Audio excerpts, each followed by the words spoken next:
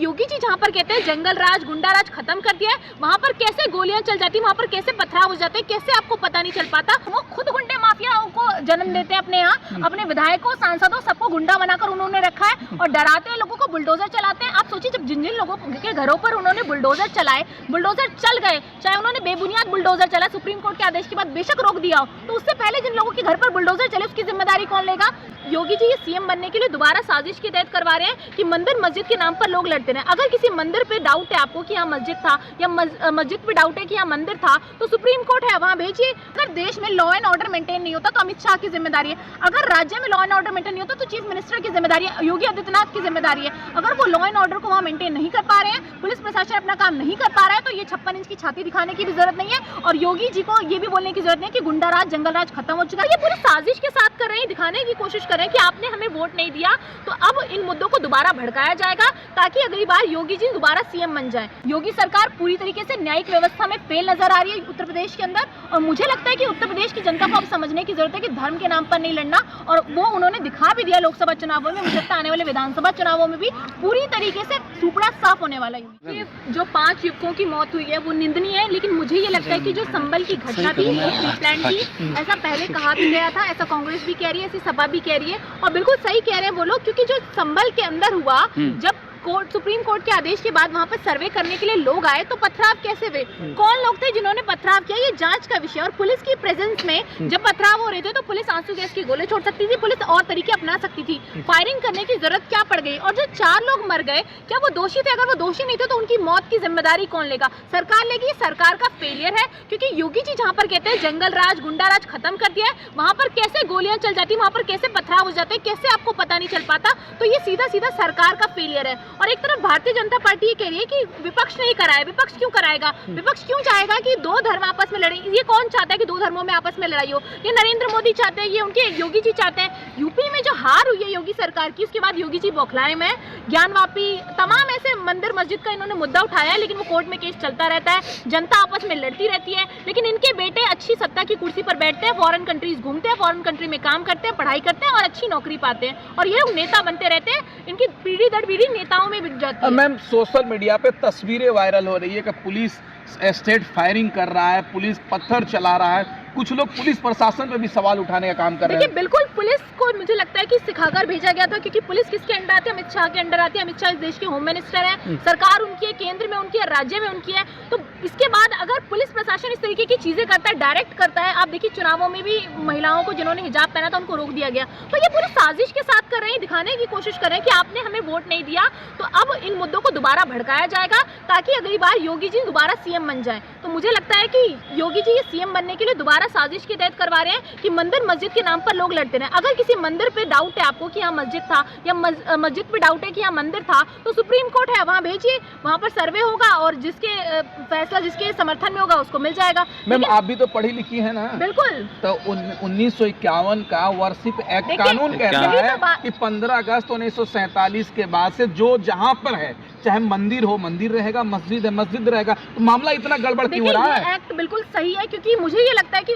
1991 से पहले जो लोग थे या उसके बाद के भी काफी लोग ऐसे हैं जो नहीं है, तो कौन बताएगा कि यहाँ मंदिर था या मस्जिद था? तो ये एक्ट बनाना सही था कहीं ना कहीं। इसके बाद जो चीजें जहाँ है वहाँ रहेगी, लेकिन अगर माननीय सुप्रीम कोर्ट ने इसके बावजूद भी सुप्रीम कोर्ट ने नहीं, संभल का जिला कोर्ट ने कहा है, संभल के जिला कोर्ट ने कहा है, लेकिन मैं आपसे कह रही हूँ कि जब आदेश ये आ चुके हैं, इसके बावजूद आदेश मिल चुके हैं कि आप सर्वे कराइए, तो माननीय उच्च न्यायालय का फैसला इस पर टिप्पणी करना कोई सही बात नहीं होगी, क्योंकि उनका फैसला सलाखों पर है। तो मुझे लगता है कि पूरी तरीके से जो ये एक्ट बनाया गया था इसको इम्प्लीमेंट नहीं किया जा रहा, और इम्प्लीमेंट किया जाना चाहिए, क्योंकि कॉन्स्टिट्यूशन में ये लॉ है कि अगर कोई भी एक्ट बनता है तो उसकी इम्प्लीमेंटेशन की जिम्मेदारी सरकार की है। और अगर ये लोग कह रहे हैं कि सर्वे हो जाने चाहिए, तो इसमें कोई गलत बात नहीं है। अगर मुसलमानों को ये पता है कि वहाँ पर मस्जिद थी, अगर हिंदुओं को ये पता है वहाँ पे मंदिर था, तो आप सुप्रीम कोर्ट में लड़िए, आप सड़क पे नहीं लड़ सकते, आप पथराव नहीं कर सकते, आप हिंसावादी नहीं हो सकते। और जो लोग पथराव कर रहे थे, जो लोग हिंसावादी थे, वो किसी धर्म के नहीं थे, वो बिकाऊ थे, जिन्होंने भारतीय जनता पार्टी से पैसे लेके इस तरीके की चीजों को अंजाम दिया है।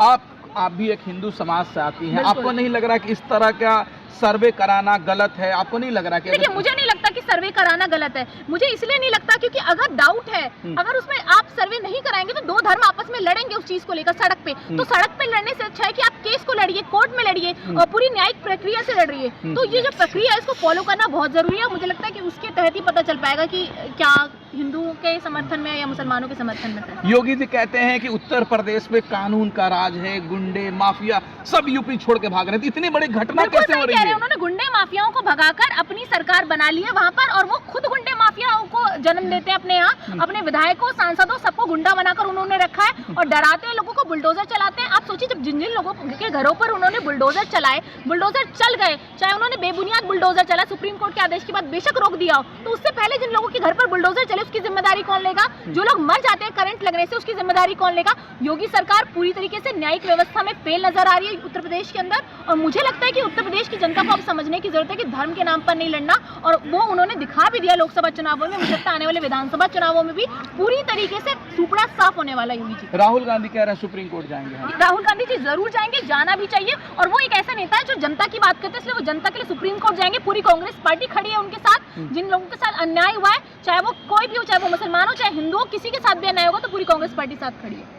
आपको नहीं लग रहा है कि अखिलेश यादव भी कह रहे हैं कि ये सरकार ये जो घटना है सरकार की साजिश के तहत हुआ है? इसलिए कह सकते हैं ना, क्योंकि वहाँ का जो सांसद था उसके खिलाफ, वहाँ के विधायक के खिलाफ एफआईआर दर्ज करा देते हैं। वो बेंगलुरु में मीटिंग अटेंड कर रहा है, उसके खिलाफ एफआईआर कैसे करा सकते हैं? तो ये साजिश है। एफआईआर लिखने वाले ने भी ये बिना जांच के कैसे कर दिया? जब जांच हुई नहीं, इनको पूरे मामले में इनको हिंदू मुस्लिम समझ में आता है, इनको दोषी कभी नहीं मिलता, इनको ये नहीं पता चलता पथराव किसने किया, इनको ये नहीं पता चलता कि डिफेंस में पुलिस ने गोलियां चलाई कि अपने आप गोलियां फायरिंग कर दी। तो मुझे लगता है कि जांच नहीं करते ये लोग, बिना जांच के फैसले पर पहुंच जाते हैं कि दो धर्मों में आपस में लड़ाई हो गई। जो जिस परिवार से युवक की मौत हुई है उसके परिवार के लोग कह रहे हैं कि हमारे बेटे ने, भाई ने सामान लेने के लिए गए थे, उसके बाद उसकी हत्या कर दी। बिल्कुल, वही तो, जो लोग जिम्मेदार नहीं है उनकी हत्या कैसे हो गई, और अगर हो गई तो उसका जिम्मेदार कौन है? पुलिस प्रशासन का है। अगर देश में लॉ एंड ऑर्डर मेंटेन नहीं होता तो अमित शाह की जिम्मेदारी है। अगर राज्य में लॉ एंड ऑर्डर मेंटेन नहीं होता तो चीफ मिनिस्टर की जिम्मेदारी है, योगी आदित्यनाथ की जिम्मेदारी है। अगर वो लॉ एंड ऑर्डर को वहाँ मेंटेन नहीं कर पा रहे हैं, पुलिस प्रशासन अपना काम नहीं कर पा रहा है, तो ये 56 इंच की छाती दिखाने की भी जरूरत नहीं है, और योगी जी को ये भी बोलने की जरूरत नहीं है कि गुंडाराज, जंगलराज खत्म हो चुका है। क्योंकि मुझे लगता है कि पूरे इतने सालों में 2014 के बाद से जो गुंडाराज शुरू हुआ उत्तर प्रदेश के अंदर वो आज तक नहीं था। संभल की जनता को क्या संदेश देना चाहिए? संभल की जनता से ये कि शांतिपूर्ण माहौल बना के रखिए। हाथरस में भी पूरी चारों तरफ से निगरानी है, हाई अलर्ट पे हाथरस भी। तो मुझे लगता है कि ये पूरी साजिश है, कुछ भी हो सकता है, इसलिए आप लोग शांतिपूर्वक रहिए, दोनों धर्म आपस में मिलकर रहिए। अगर मंदिर और मस्जिद की ही बात है तो सुप्रीम कोर्ट फैसला ले लेगा आपके हक में या उनके हक में, लेकिन लड़ने से कुछ नहीं होगा। सिर्फ आपके लोग मरेंगे, हमारे लोग मरेंगे, तो सीधा सीधा भारत देश के लोग मरेंगे। और भारत देश का अगर नागरिक मरेगा तो सोचिए हम भाईचारे को कैसे मेंटेन रख पाएंगे? पूरे देश में चारों तरफ से जो है लोग बौखला जाएंगे तो दिक्कत हो जाएगी देश के अंदर। और लॉ एंड ऑर्डर को ये वैसे भी वहाँ राज्य में मेंटेन नहीं कर पा रहे, केंद्र में क्या करेंगे? तो कौन मरेगा? हमारे लोग मरेंगे, आपके लोग मरेंगे, और हम आप भाई भाई हैं।